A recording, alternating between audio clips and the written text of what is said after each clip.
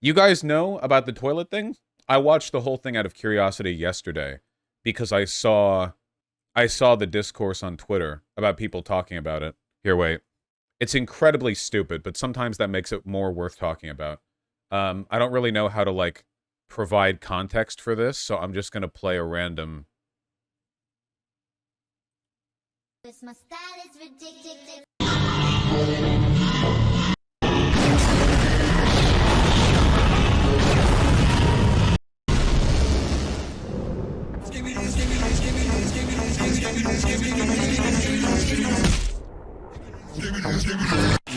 Yeah, it's like that.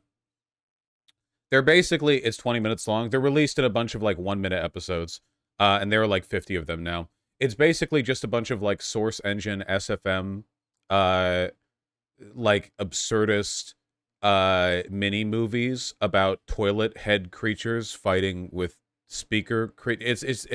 it's deliberately nonsensical. I actually think it's quite fun personally because I have fond memories of being in high school and watching a bunch of source filmmaker stuff. Yeah, yeah, like classic Gmod shit posting exactly. I think it's great personally because like I remember I was like, quote, how old was I when that banana phone thing, or like every meme song back when I was in like high school would be turned into a source filmmaker parody where it's a whole thing. And it's popular too. Oh yeah, Idiots of Gary's Mod. The every like episode released on the main channel, this is just like an aggregate channel that's just like stolen all the content and uploaded it. But they all have like 20 to 50 million views, which is a lot of views. I don't know. I like it. I like SFM. Return to tradition. You know, better this than people doing like the two big eras of people making independent content with game assets that are put through like a filmmaker. It's like the source filmmaker engine, and then it's all the porn that came out after Overwatch. I'm not joking. That's actually the line right there. Those are the two like big eras of um making stuff with game assets and using animations to like do. And look, okay, the Overwatch 3D porn revolution was fantastic, and I'm not going to pretend otherwise. But the source filmmaker scene back when it was at its like height, when it was at its heyday, was really, really, really good. And by good, I don't mean the quality of the stuff was high. It wasn't. What I mean is like it fostered a lot of creativity, you know? Isn't it because Overwatch gave people access to character models? It was a lot. It was a lot of stuff came together. The tech at like hit a certain point. Overwatch models are like a perfect blend of realism and cartoonish that makes it easy to manage them in 3D without it looking unsettling. It's a lot came together for that. But the SFM stuff early on was just like, aren't the Meet the Team videos for TF2 technically machinima? Yeah, well, that was one of the things that sold the technology initially. Meet the Medic, the incredibly popular and famous like Team Fortress Meet the Mercenary videos were made with the same tools that other people made. So the company like Valve itself was making their like promotional material using this like open free tool that anyone could access. And they looked great. I mean, I'll play this on mute because I'm not actually sure if these are copyright. They probably are. But like they look great. Obviously, these are being made by professional animators, but the fact that they were willing to make it in their own engine is indicative of, I guess, their willingness to promote user-made creativity.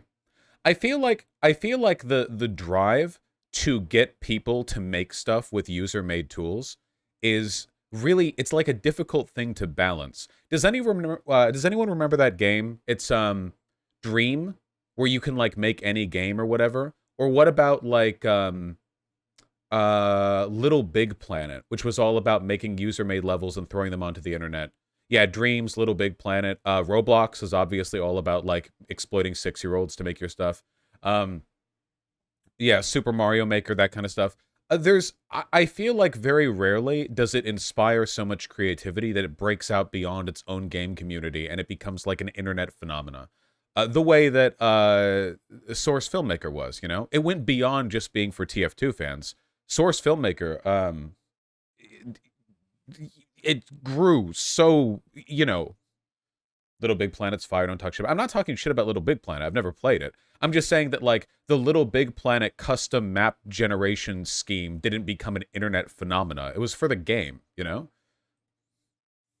Man, TF2 was such a good game. Maybe it still is. I have no idea. I can't go back. Maybe they'll make TF3 one day and it'll suck. That'll be fun. I'm glad that Heavy's having fun. It just got updated. I heard that. Update just dropped yesterday, Lamau. Well, there you go. Anyway, I don't know. I think the Skibidi toilet thing is pretty cute. People long for nonsensical, absurdist bullshit. People long for goofy nonsense.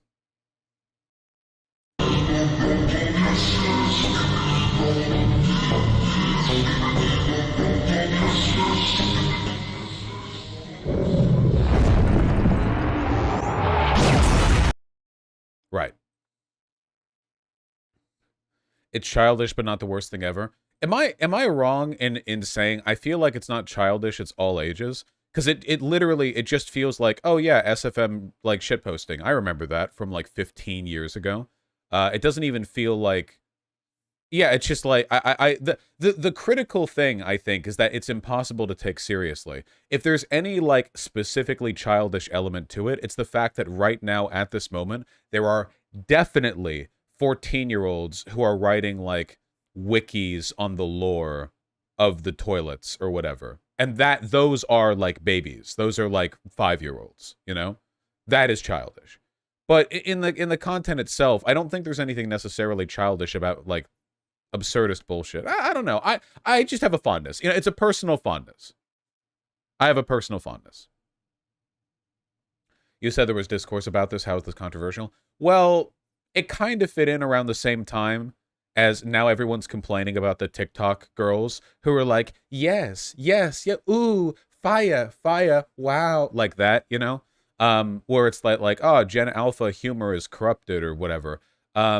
Which, first of all, I don't know if either of these things are a Gen Alpha thing necessarily. For two, the Skibidi toilet thing is definitely being made by somebody my age or older. Like, absolutely 100% that's being made by somebody who remembers, like, the old Source filmmaker days. So that's, yeah, I don't know how much that tracks necessarily. But people like to complain about new weird things that are popular. This is one of the things that makes you old, you know? Like, I mean old in a derogatory sense here, like old parentheses bad. I don't think there's anything wrong with liking things that were popular around the time that you were young, but I think that it's a moral good to have an open mind about how trends, fashion, interests, music, whatever, change as you get older. I've kind of like resolved myself to not be one of those people. I'm always going to have a soft spot in my heart for, like, I don't know, Green Day's American Idiot or whatever music was popular when I was in high school, or like the games of my generation, Nintendo 64 games or whatever. But, like, I try not to get caught up in the nostalgia bait where I feel like something has been fundamentally lost, when in reality, like, as bad as things are in so many ways, we live in an era of, like, unprecedented creativity, you know?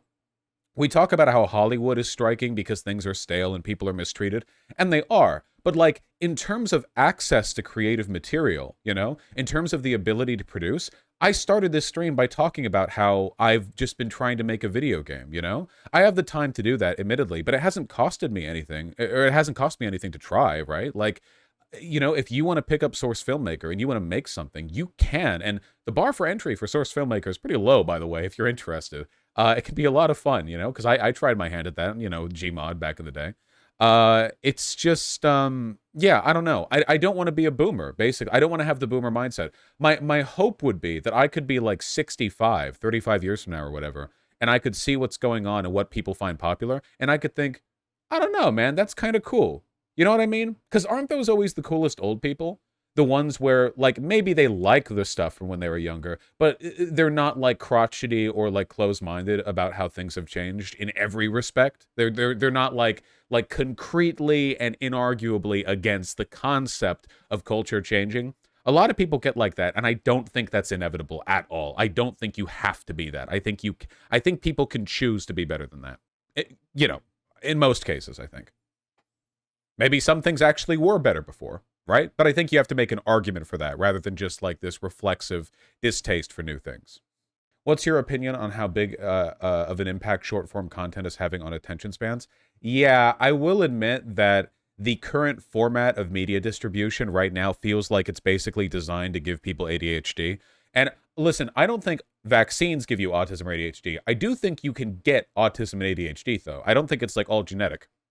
I think that autism and ADHD are just names we have for like types of personality and brain patterns. Like they're not, you aren't born with a gene and that's that, and there's no like cross transference or whatever. That's like Foucault would have words with you for suggesting that.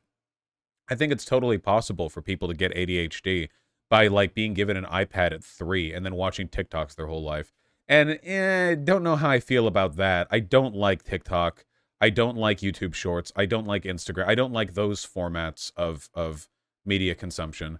But at the same time, they're very clearly like getting more popular. So I don't know. Maybe we're just entering an ADHD world. Maybe that's just today belonged to neurotypical people. Tomorrow belongs to ADHD people. It's how it is. It's basically a gotcha. Yeah. The main problem, I think, is that a lot of people are really bad at realizing they're not interested in what they're looking at and putting it down, right? And that gets harder with like the bunch of like really short clips. Mind you, I don't think any of this has anything to do with the Skibidi toilet bullshit, because that's ostensibly what we're talking about, right? I don't think these are necessarily related. Because this is just the distribution format chosen by this creator, but small animation shorts are like the typical way of releasing stuff like this, because you can't just release a 30-minute video that you've animated. That's a lot of time and work. Obviously, they would split it up. That's normally how it's done. Look at this nonsense. What's even happening? How this video get traction? Again, this is like 47 shorts cut together. It's good. I don't know. I like SFM. It's wacky. You can't just release a 30-minute. Well, a 30-minute SFM edit. That's a lot of work. You're gonna split that up. Check this Vsauce on attention span. How a lot of it's fear mongering. Fuck, is Vsauce is Vsauce copyright? He has to be. There's no way he's not. Sludge content on TikTok. Why is no audio playing?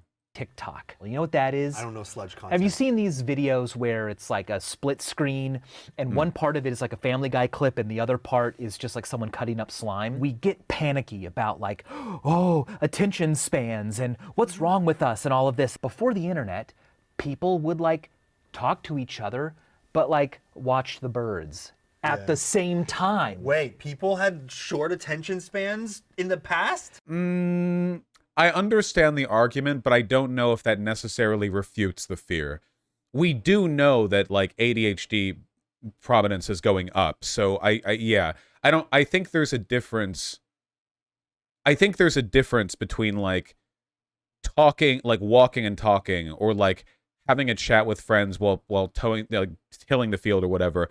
And that compared to like, okay, I'm now going to sit down and watch like 17 hyper-edited minute-long bite content like bits for me, but they also need to be split between like the content and Family Guy clips or the content in sludge clips or whatever, because I can't even fixate on that for a second, I feel like there's a difference between just casually doing multiple things or multitasking and having content deliberately designed to sort of grip your attention in multiple ways, because otherwise people are like on their phone. Like, how many of you guys will be on your computer watching a YouTube video with your earbuds or headphones in or whatever, but you'll also be like on your phone at the same time, like browsing Twitter? Like that on its own, right? Well, are you watching the video or are you like on Twitter? Because multitasking isn't actually a thing. It's not really a thing. You focus on one thing at a time. I guess it's fine if it's music, if it's something ambient, but if you're listening to like words or whatever, you can't do both at the same time, really. Wrong? No, that's true. You actually can't. You can rapidly oscillate attention between two sources, but in terms of like processing words, the language center of your brain focuses on one thing at a time. And like asking it to do more than that is basically like you're splitting your attention is just that. You're splitting it, as in there's half of it in both parts where you've split it. I'm simplifying, but yeah, that is true. These internet fears are what I call phonio, fake new. It's not really a new problem. It's just human behavior doing what it's always done for tens of thousands of years, but with like a new costume. I'm sympathetic to his perspective, but I do think there are meaningful differences here. Vosh, you literally debate while playing video games? Yes, I have ADHD. I take medicine for it. That's true.